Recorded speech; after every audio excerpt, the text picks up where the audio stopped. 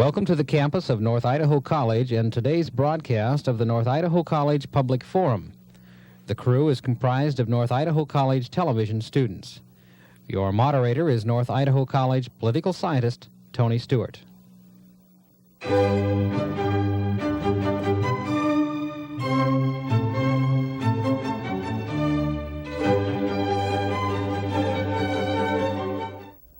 Today I welcome to our program Mr. Samuel Blumenfeld, who is an individual who has written many articles and some books in various areas, particularly education.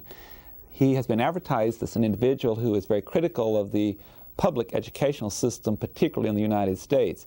In fact, among his publications is one entitled U.S.A. Trojan Horse in American Education, which I have a copy of with me today. Mr. Blumenfeld, welcome to our program. Delighted to be here, Tony. On our program today, I would like to ask you a series of questions that concern particularly that publication and some articles that have been written in book reviews concerning your comments, particularly toward public education in the United States and emphasis with the National Education Association that you have criticized in your speeches and your publications. Maybe it would be helpful to start the program by asking you to give your opinion as to what you perceive to be the difference in public education and the private educational institutions in the United States today. And I do understand that you are from Canada, and also you might wish to indicate the same kind of evaluation of the Canadian system. I'm not from Canada. I'm from Boston.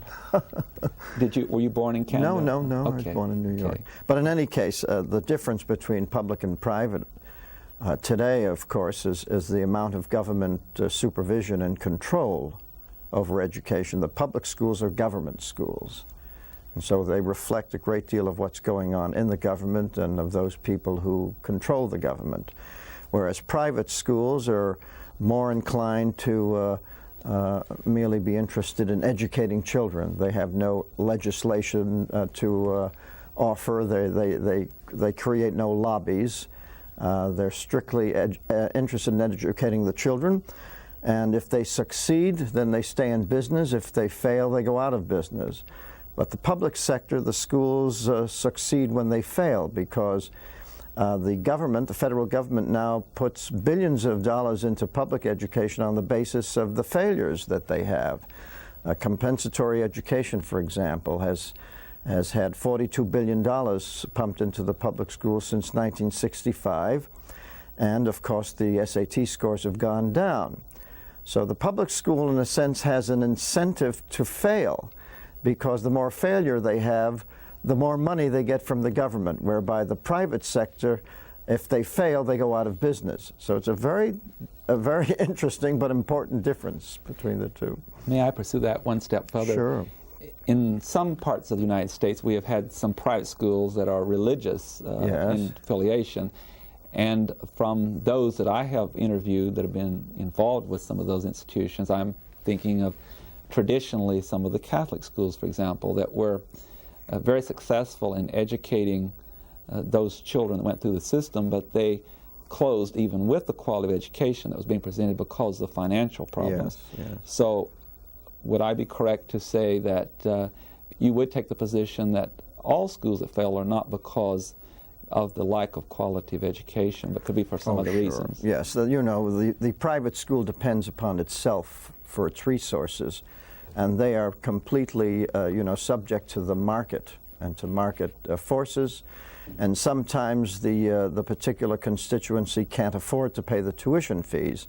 And so there are many private schools that have come and gone because they were not able to support themselves financially. So that's true. But this is a problem that we've always had to deal with. Private schools are like companies, and if they're badly financed and badly managed, aside from the academics, they can also suffer. Another area that I would like to get into has to deal with the requirements of an educational system, be it private or public. Yes. When you are attempting to educate an entire population or the future generations of a society, that requires training us in the basic skills that you've addressed, but it also involves expertise in given fields. If one is to accomplish that in a successful way in a society, would you subscribe to the position that it is important to have some common general requirements that would have to be met by all persons being educated in that system? And if so, how does one guarantee that those requirements will be met if one has solely a private system and no legislation attached to it?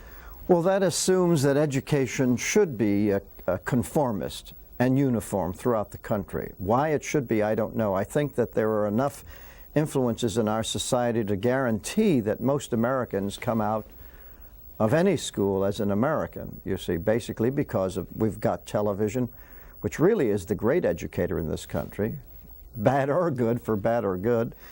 But the influences on our society are so, are so great upon us, and the homogenization of American society is so overwhelming that it really doesn't matter what kind of a school you go to, you're going to be an American. And I believe in pluralism. I believe that every group of Americans should educate their children in the manner that they see fit.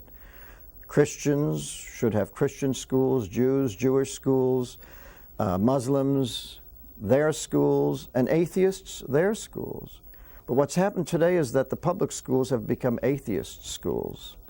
And so you have an atheist form of education being promulgated by the government, while you have other private schools teaching their religious points of view. But they also teach the basics. I mean, this country was never meant to be homogenized as far as education is concerned. And what the government has done is simply imposed a specific point of view, that is atheism, through the Supreme Court ruling in regard to Madeleine Murray O'Hair. Now we have atheist schools, and I'm sure that most Americans don't want their children to come out of the American public school as an atheist. Well, I'm wanting to get at, if I may, though, I'm somewhat playing the devil's advocate, too. Sure, go ahead. Find out what your position is in relation to its defense. You have given a lot of emphasis to the basics in education, and many of us who are in education are very supportive of the importance of the basics in reading skills and writing skills. You have indicated that the problem has been one of not dealing with the proper process to reading. Yes, yeah. Let us suppose that we end all public education, and in some given communities in our society, particularly those that are small in population and have somewhat a problem with funding, and hypothetically let us suppose that some of those institutions that are private do not teach the basics, and those children in their first years of their education are not getting that proper techniques for reading and writing, and you have no requirements to see that that happens in the curriculum. Would you suggest that those children should grow up in that system and miss those opportunities? Well, it's most unlikely that parents would put their children in schools that don't teach the basics. That's the purpose of education. They might as well keep the children at home and teach them nothing if they're not going to teach them the basics. The point is that we have public schools today that can't teach the basics and don't teach them well. Public or private. That's right. I'm simply saying that educational freedom should be part and parcel of a free society.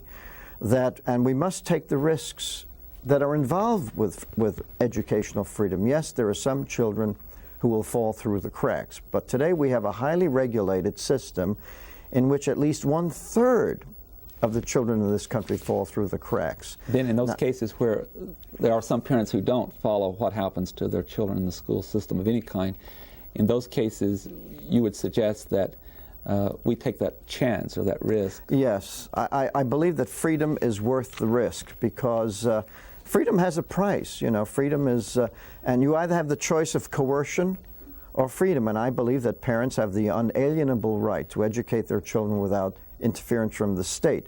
Because if they don't have that right, then the state has the right to take the children from them, and the state can say, well, we own the children. And I think Americans must make that fundamental decision very soon, because we're reaching a point, a fork in the road, where Americans have got to decide who owns the children. whether, not that the parents own them, but who do the children belong to? Who has the responsibility for the children?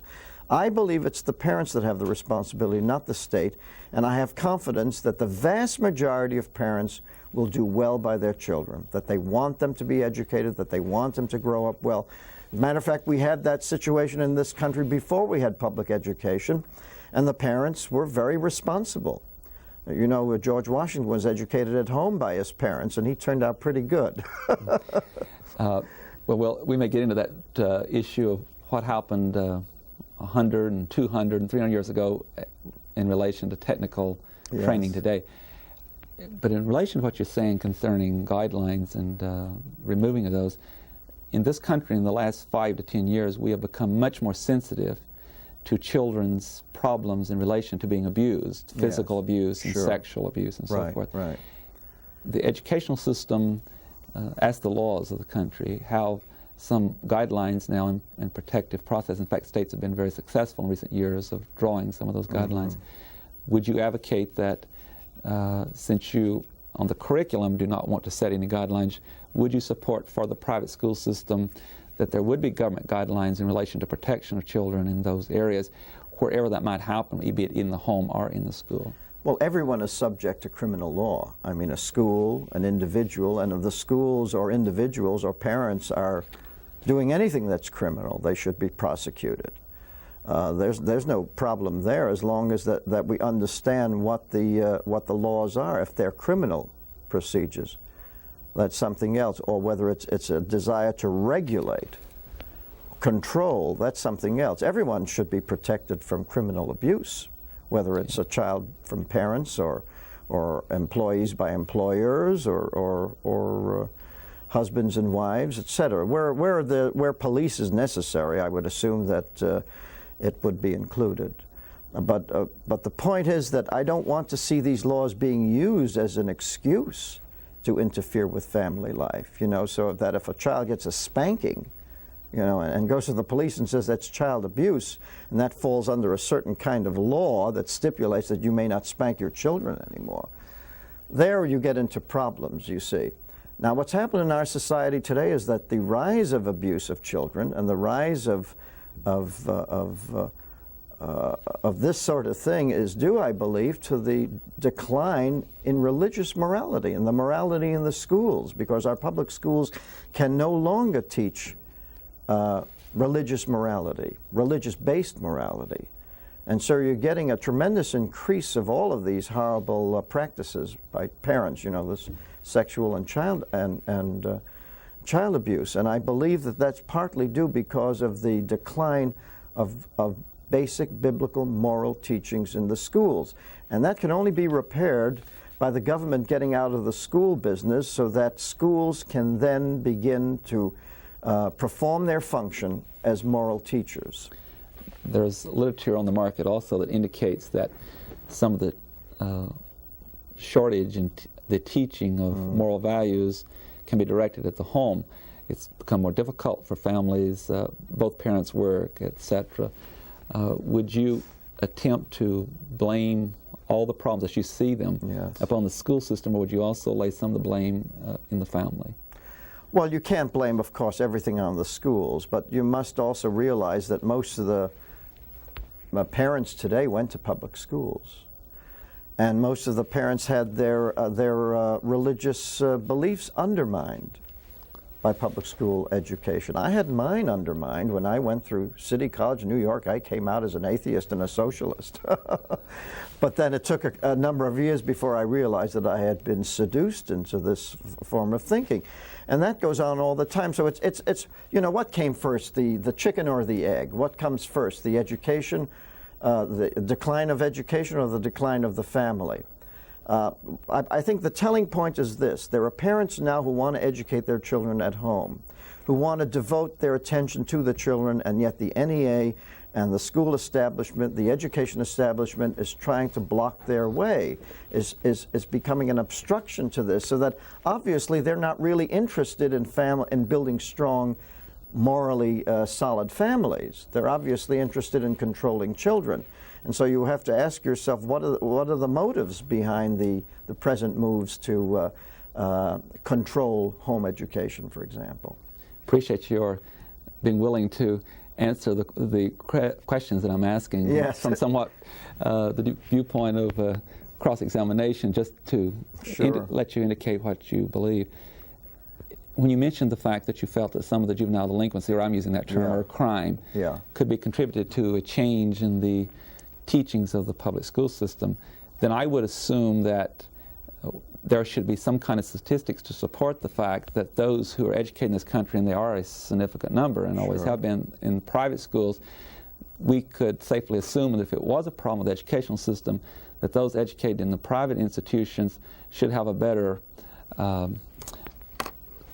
statistical performance, one might say, in this area. That is, that those who attend public schools would be more likely to be juvenile delinquents. Do you have any such statistics? No, I don't believe such statistics exist. The only studies that have been made comparing private to public education, the most recent one was by James Coleman, the sociologist at the University of Chicago, who simply wanted to measure performance, academic performance. And he came to the conclusions that the private schools did much better than the public schools as far as academics were concerned. As far as morality is concerned, we really have no means of knowing that, because none of the educational researchers are interested in what goes on in the private schools. For example, there has been in the South now a private school movement since the forced busing edict of 1970. And there are hundreds of private academies in the South, and yet I have not found a single survey, a single study of any kind conducted by educators to find out what's going on in those schools. That is, from a moral point of view, an academic point of view. No interest whatever. And this is the fault of the educators. They're not interested in the private schools because they wish that they would disappear, that they would, evaporate. They concentrate all their efforts on the public schools, and because of that lack, we don't have the statistics. I appreciate the problems of methodological research. Yes. And to do this, in all fairness, we would have to look at both private and public, and Yes. we'd have to look at all types of homes Sure. and income, etc. Another area that you have in your book directed some attention to, and in some of your other works too, has to do with the NEA as a PAC, or what we call the Political Action Committee. Yes. And you have been critical of the fact that they, through their dues to their membership, have raised significant sums of money that they in turn have used to support political candidates and political issues. Yes. Yeah. Would you like to take a moment to indicate why you think that has been improper or has been negative on the educational system? Well, it's negative because it certainly has changed the image of teachers that we've had. In the past, we looked at teachers as dedicated individuals, public servants, the school marm, the shining apple on the table, on the desk. But now the teachers have become militant, politically militant, and very strident, and their demands have really turned the public away from them. And of course, they must expect that if they were going to go into politics to the extent that they have, that they would begin to change the public's image of them. So that's something that is beyond their control, and certainly I am not inventing anything. You see, that's the image that they've created for themselves, because for all practical purposes, the NEA has become a political party. They do everything that a political party does except field their own candidates. I mean, they back candidates, they get involved in primary campaigns, they have their own people running for office. For example, there are now more teachers in the Michigan legislature than there are lawyers. There are more teachers in the Oregon legislature than lawyers. It's the largest professional group in the state legislature. Every state NEA affiliate has a lobby that breathes down very mightily on the legislators in that state. The NEA and its affiliates have become the most prolific writers of legislation in America. And these people are in politics up to their eyeballs. And of course, there are an awful lot of people who believe that when you get into the political kitchen, you have to stand the heat. And the NEA thinks that it can get into politics, but that it should be exempt from criticism. They're teachers. But they must realize that when they decide that they are no longer public servants, but want to be the public's master, then the public is going to resent it a great deal. would like to take this one step further, Sure. because you have given some very great concentration to the problem of PACs and in the NEA use of them. I have before me an article on April the 1st, 1985 from the Spokesman Review from a study that was released by the National or the Federal Election Commission. Yes. And in that report, among other things, it is talking about PACs, this one and others. It also indicated that the 20 largest defense contractors in the United States that have PAC organizations contributed approximately $1,819,000 in the 1980 campaign to various candidates. And in 1984, that had risen to $3,636,000 Yes. approximately, over a 100% increase. They also indicated that one particular defense contractor had increased their contributions from $59,625 to $328,440, or a 450% increase. And during that same 4-year period, their defense contracts with the government of the United States rose from $1 billion to $8.4 billion, which was a rather handsome increase. Is the same kind of criticism directed by you at PACs, whether they be in the defense industry or in education or some other area? Would you like to see PACs eliminated in the United States? Well, I don't know. I really have not studied the issue of PACs per se. All I've done is study the issue of the NEA PACs, and perhaps they should be eliminated. At this point, I really don't have an opinion on whether they are good or bad. I mean, you will always find people backing candidates, and I'm sure that NEA members previous to the PACs, before they had any PACs, also contributed personally as individuals to candidates.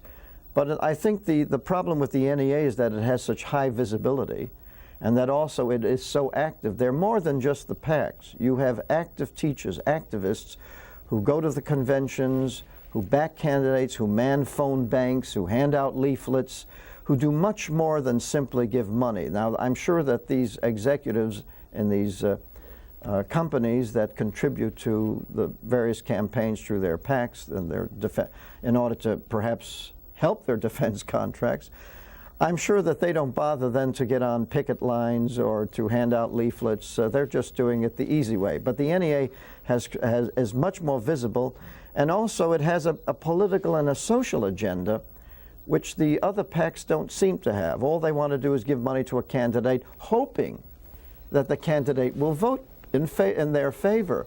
But the NEA does much more than simply just hope that a candidate will work in its favor. The NEA seems to put great efforts into getting people who will be beholden to them into positions in the legislature. And there's quite a difference, I think. If we remove the NEA for a moment and the defense PACs, Yes. there are other PACs in the country.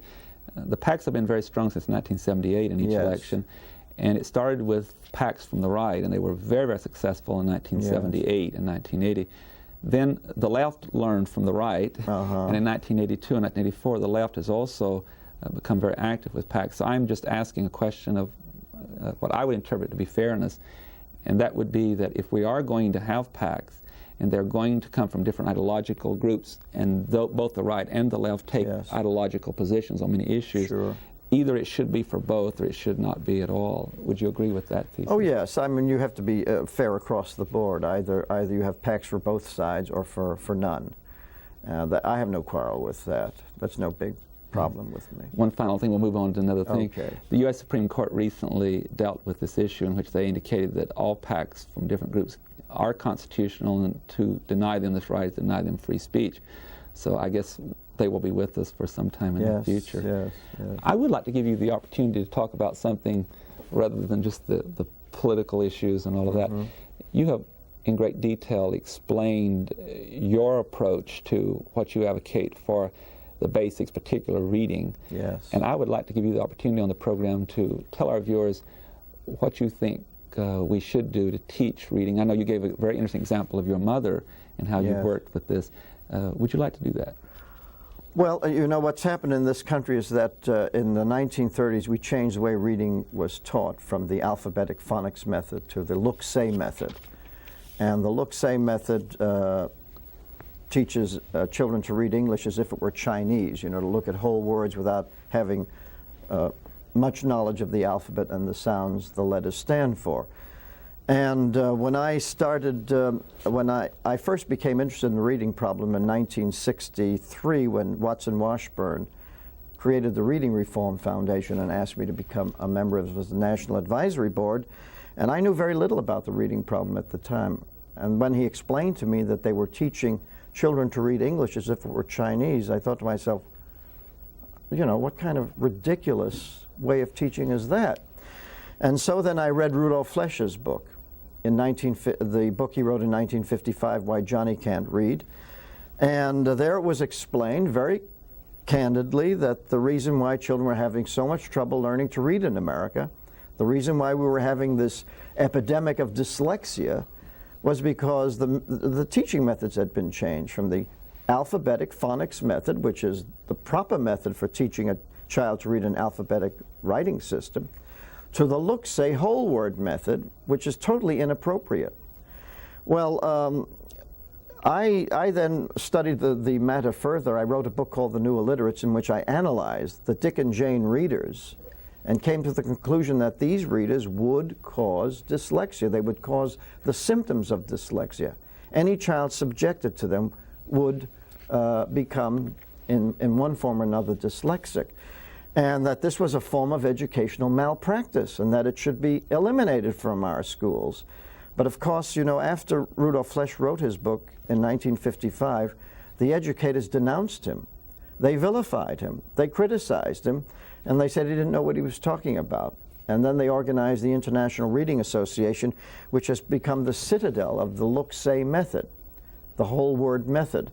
And so they've continued to teach the whole word method right down to the present. And I was curious as to what was the motive behind the educators for changing the reading methods in our schools. At first I thought it was stupidity. Then I thought it was economics, that it was greed, that they had a vested interest in error, and they had these books published that were making an awful lot of money. But then I began to study the progressives. When writing the book on the NEA, I realized that it was the progressives who put this over. John Dewey, Edward L. Thorndike, Arthur Gates, William Scott, William Scott Gray, Charles Judd, and others, who put this over on the public schools of America without the knowledge of the teachers. They put look-say into the schools of America. Now, what was their motive? John Dewey's motive was that he wanted to reduce the literacy of the American people because he believed that high literacy was an obstacle to socialism. He believed that high literacy produced this independent intelligence that was not conducive to collectivist activity. I'm so sorry to interrupt. We're out of time. Wish we had more time. Thank you for coming by today. We appreciate your coming. My pleasure, Tony. Thank you. Ladies and gentlemen, I hope you've enjoyed our program. And our guest today, who has been Mr. Samuel Blumenfeld, who has written a number of books, including one entitled NEA, Trojan Horse in American Education. I hope you'll be with us again next week. And until that time, please have a good week. I am Tony Stewart.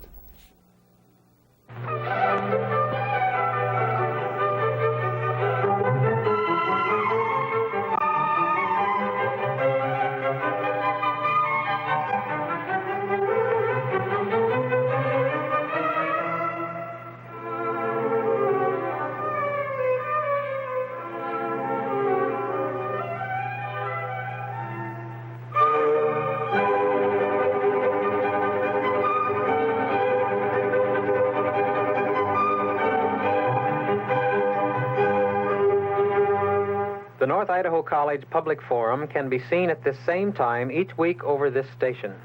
This production was videotaped earlier by a North Idaho College student crew for viewing at this more appropriate time.